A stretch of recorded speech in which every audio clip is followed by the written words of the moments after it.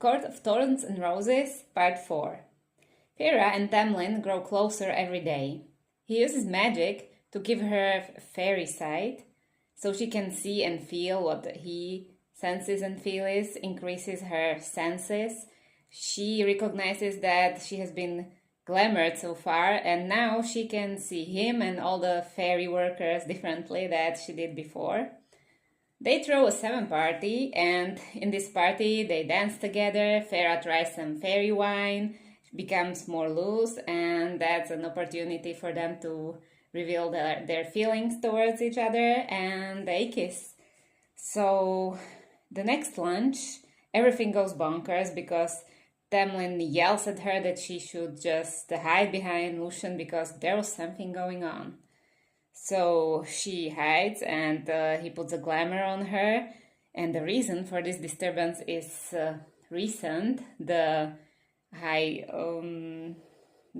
Lord of the Night Court, who is actually the one who saved her at the Great Rite, the night of the Great Rite. Rhysand senses that Feyre is there, even though he can't see her, and reveals her very easily. He threatens to tell Amarantha. Amarantha, this is the mysterious she everybody refers to when speaking of the Blight. So Rhysand asks Feyre for her name, and the first thing that comes to her mind is to use the name of her neighbor at home, Claire Bedder.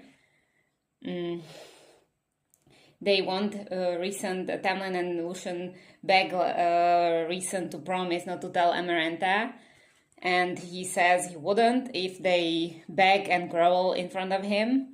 Feyre is kind of confused what is going on. Why is this so important to some bad Amarantha?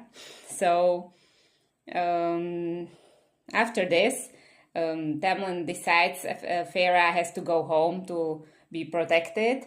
They spend the night together, and he sends her home. And even though she wants to stay, he says he doesn't care about the treaty anymore. He wants her safe. So, because Rhysand would eventually tell Amarantha, and that would put her in danger.